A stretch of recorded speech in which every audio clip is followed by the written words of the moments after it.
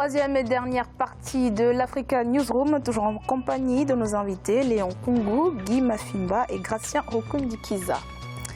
Zoom à présent sur notre sujet société consacré aujourd'hui au travail illégal des enfants, un phénomène dont sont victimes de nombreux mineurs dans les mines de cobalt en République démocratique du Congo.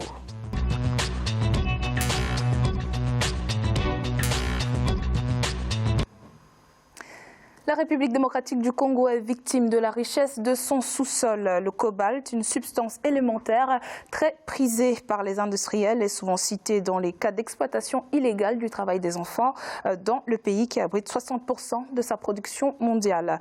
Pour lutter contre ce fléau, la Banque africaine de développement a approuvé un financement de plus de 84 millions de dollars en faveur d'un projet d'appui au bien-être des enfants. Nelly Bessa.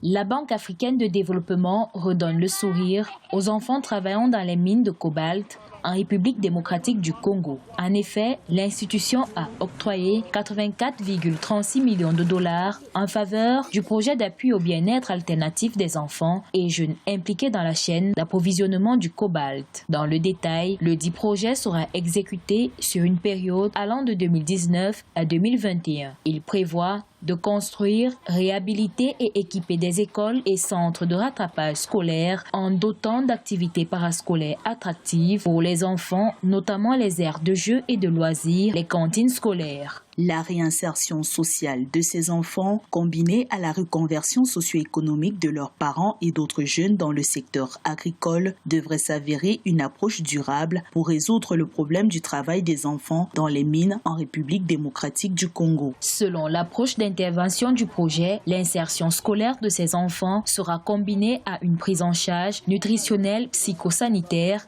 et à une inscription à l'état civil. Les enfants quitteront les sites miniers et intégreront des écoles et des centres de rattrapage scolaire en fonction de leurs âges, conformément à la politique d'insertion scolaire de la République démocratique du Congo. Pendant qu'on met en place le projet, il faut restaurer l'école au cœur des communautés comme moyen de socialisation, mais aussi comme moyen d'ascension sociale qui permet de conquérir des modes alternatifs de survie à travers l'emploi, à travers l'entrepreneuriat. D'après les statistiques de l'équipe d'évaluation du projet de la Banque africaine de développement, à l'issue de ces consultations avec les autorités congolaises, sur les 40 000 enfants travaillant dans les mines en République démocratique du Congo, 14 850, dont 54% de filles, travaillent aujourd'hui sur des sites d'extraction de minerais de cobalt.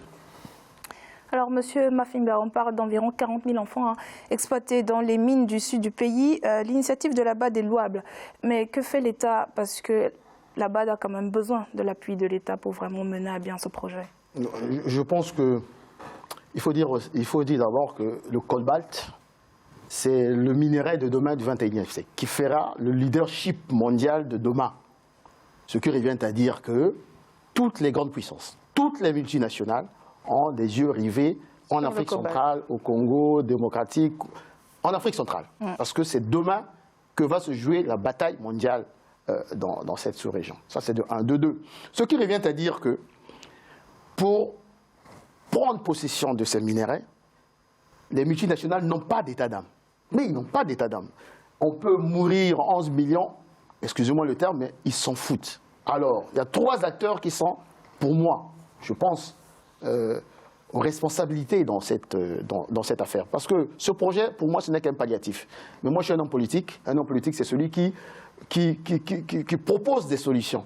Pas se contenter voilà, c'est un pansement. Alors, 3 responsabilités. La responsabilité, d'abord, de 1, c'est l'État. Il faut construire un véritable État.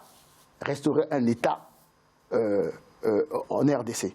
Et nous comptons, moi personnellement, je compte sur le président Tshisekedi qui vient d'arriver pour faire ce travail-là. La deuxième responsabilité, ce sont les multinationales. Ce sont les multinationales. Parce que ces multinationales sont des multinationales d'un certain nombre de pays. Aujourd'hui, par exemple, en RDC, c'est beaucoup plus la Chine.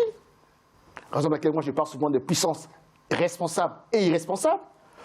Ce que font les Chinois en RDC, c'est ce qu'ils font au Congo-Brazzaville, c'est ce qu'ils font au Cameroun, c'est ce qu'ils font au Gabon, en Centrafrique.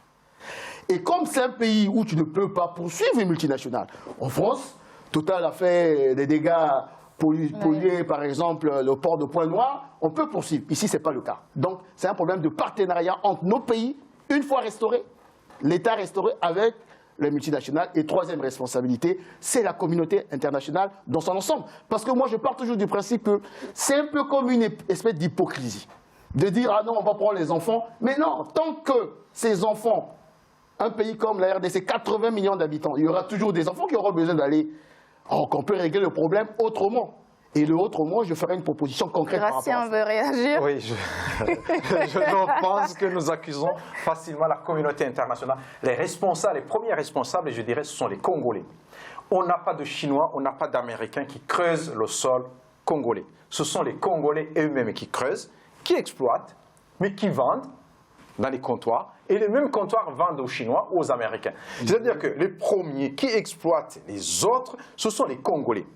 Quand on creuse le cobalt, le coltan, la terre rare au Congo, il y a des militaires ou des milices qui protègent. Je termine. Qui protègent les gens qui creusent. Et donc, il y a des gens, bien des Congolais qui font ça. Il y a l'État aussi, je dirais, il y a l'État congolais qui ne met pas en place l'école, qui ne protège pas les enfants, qui doit instaurer les lois du travail. Quand il y a les mines, on ne peut pas laisser n'importe qui creuser. Il faut qu'il y ait des sociétés structurées qui cotisent au niveau de la santé, qui payent les impôts. Le devoir de vigilance en soi. Mais l'État laisse tout ça en désordre. Mais en revenant sur ce financement, moi je dis, c'est une honte. C'est une honte pour l'État congolais d'accepter de prendre un prêt de 85 millions de dollars juste pour ramener les enfants à l'école, les aires de jeu. La plupart du temps, ces enfants ne connaissent même pas l'école. C'est ça qu'il faut savoir. Oui, mais c'est l'État. Il y a le ministère de l'Éducation qui doit... Non, la communauté internationale n'a rien à faire. Mais cette aide-là, c'est quoi? Oui, mais ça, ils n'ont pas besoin, les Congolais n'ont pas besoin de cet argent. Ils ont des ministères, ils ont de l'argent. Quand il s'agit de voler, quand il s'agit de faire des choses, ils ont de l'argent. Cet argent, on n'a pas, c'est vraiment la honte pour les dirigeants, je ne dirais pas pour le pays. Il y a le peuple qui souffre et on n'a pas besoin de l'argent pour envoyer les enfants à l'école. Dans tous les pays, on le fait. Les pays même qui sont presque en guerre, ils envoient les enfants à l'école et on n'a pas besoin de cet argent. C'est vraiment pour se ridiculiser en disant « je vais envoyer mon enfant à l'école quand j'aurai un prêt de la banque ». C'est vraiment... Monsieur Koungou, est-ce que vous partagez cet avis? Oui, je suis totalement d'accord sur un point, c'est que cet argent ne sert à rien. C'est-à-dire il faut savoir de quoi l'on parle. C'est-à-dire on parle du Congo en général, mais localisons le problème. On est ici dans l'est du Congo et le sud-ouest, c'est-à-dire le Nord Kivu et le Katanga. Ça, c'est une zone, je dirais, de non-droit. L'État y est absent depuis pratiquement 20 ans. L'ONU a projeté 20 000 personnes. L'État se trouve avec les militaires. Non, j'ai dit l'État est absent. L'État est absent. L'ONU a projeté à ce jour presque 20 000 casques bleus. Et jusque-là, ça dit la situation, elle est ingérable. Ici, on vit au rythme de la conjoncture sociopolitique et conflictuelle. Voilà. 84 millions de dollars, on va construire des écoles. Mais ce qu'il faut comprendre, c'est que la vie dans les villages, elle est effective lorsqu'il n'y a pas de conflit. Et une fois que les forces, les milices aux prises avec les forces onusiennes ou parfois lorsque Kinshasa envoie des hommes, tout le monde regagne la brousse. Les enfants quitteront les écoles et regagneront leurs parents. Donc tant qu'il n'y a pas de stabilité, et une chose, c'est-à-dire qu'il convient de comprendre ici, on n'est pas dans le cadre d'une exploitation à l'échelle industrielle. C'est la survie, ce sont des exploitations artisanales. Ouais. On y travaille en famille, le père, la mère et les enfants. $1 voire $2 par jour. C'est de ça qu'il est question. On y va dans ces mines parce qu'il n'y a pas de choix. Parce que l'État, c'est-à-dire, ne peut rien procurer. L'État n'y est pas. L'État n'existe plus. Ouais. Voilà pourquoi est-ce qu'on y va. Même si l'État n'existait plus dans cette zone, oui. il y a bien des gouverneurs, il y a bien des commandants de région qui contrôlent, J'ai commencé par dire tout à l'heure, je pense qu'il faut prendre du recul, parler du cobalt. Le cobalt, c'est pas n'importe quoi. Il a dit quelque chose d'intéressant ici. Comme le cobalt, c'est Apple, c'est Samsung, voilà. C'est le pétrole de demain, c'est la Microsoft. C'est le leader. Aujourd'hui, n'oubliez pas qu'il y a une bataille qui se joue aujourd'hui entre la Chine et les États-Unis en RDC pour le cobalt. Raison pour laquelle j'ai parlé de 3 éléments, des facteurs qui sont des responsabilités. Il a dit quelque chose d'intéressant. Comment pouvez-vous vous expliquer que l'ONU a déployé le plus grand contingent, jamais déployé, depuis pratiquement 20 ans, on n'a jamais su éradiquer les groupes armés. Mais pourquoi ces groupes armés subsistent? Parce que ce que vous ne voulez peut-être pas voir, parce que les intérêts géostratégiques sont tels que ils font en sorte que l'État puisse ne jamais exister. Et à cela, vous ajoutez des puissances comme la Chine, qui n'ont à la rigueur, mais excusez-moi le terme, mais rien à foutre des Africains qui meurent. Eux, c'est comment Huawei peut avoir le contrôle demain des batteries pour les voitures électriques. Voilà l'enjeu.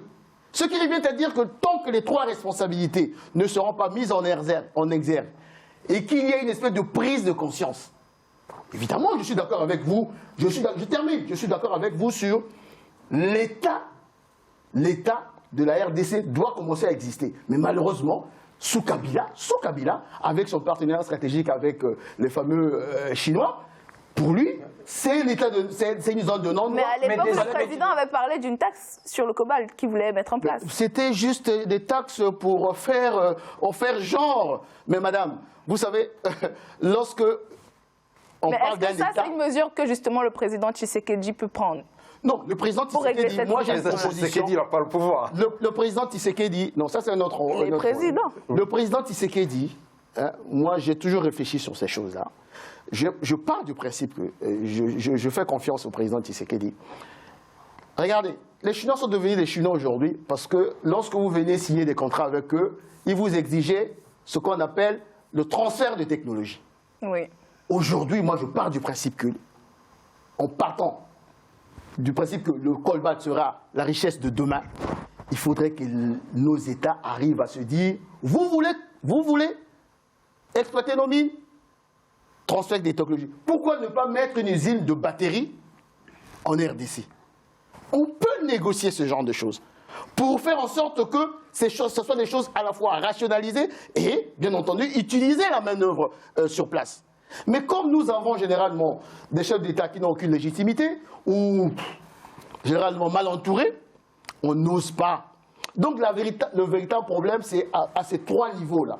Au niveau d'abord de l'État, premièrement, il faudrait qu'on construise un État de droit qui puisse d'exiger un certain nombre de garanties sur le choix des partenaires et sur le contenu des accords qu'on signe. Deuxièmement, les multinationales, il faut les criminaliser, les traders comme Ganver. Et 3e niveau, la fameuse communauté internationale. Je finis, la fameuse communauté internationale avec ce genre de projet à 80 millions, je ne sais pas quoi. Ça, c'est. Je pense que vraiment, on ne va pas criminaliser. Moi, les multinationales, bon, ça dépend. Si les multinationales, nous, les pays africains, nous les Africains, nous pouvons dire, nous ne voulons pas ça, on veut ça. Du moment où on peut dire, telle multinationale qui fait ça. On peut, par exemple, au Congo, vous avez parlé de ce qui se passe, Kabila ou autre, mais les élections, ce n'est pas la communauté internationale qui a triché les élections au Congo. Ça, c'est notre débat, parce que ce n'est pas de votre avis qu'il a triché. On va rester sur le cobalt, le travail des enfants. Mais on va terminer là-dessus. On ne peut pas, par exemple, le Congo, le gouvernement congolais ne peut pas dire « je garde le cobalt ». Parce qu'on ne sait même pas quoi en faire. Il faut déjà développer l'industrie. On ne demande pas de garder le cobalt. On peut dire dans un accord. Au moins le transformer sur place, vendre un produit qui est semi-fini. Il suffit de faire preuve d'un peu d'intelligence. Dans un accord, on peut dire, on signe un partenariat avec les États-Unis, par exemple, pour l'exploitation du cobalt. Pendant 15 ans, on vous dit, bon, en 5 ans, vous exploitez. Mais la 6e année, nous voulons avoir une usine de transformation de notre cobalt sur place. Vous pouvez mettre en place ce genre de... On peut transformer le cobalt. On peut le transformer en produit semi-fini. Mais on ne va pas produire quelque chose avec le cobalt. Parce qu'on n'a pas encore cette technologie. Il faut que nous, les Africains... Je vous ai appelé de transfert... Non, on peut parler de... Alors, messieurs, merci Léon Koungou d'avoir participé à cette émission. À vous aussi. Merci beaucoup. Merci. Et à vous, Gratien. Merci pour ça. Et merci à vous de nous avoir suivis. À bientôt et bonsoir.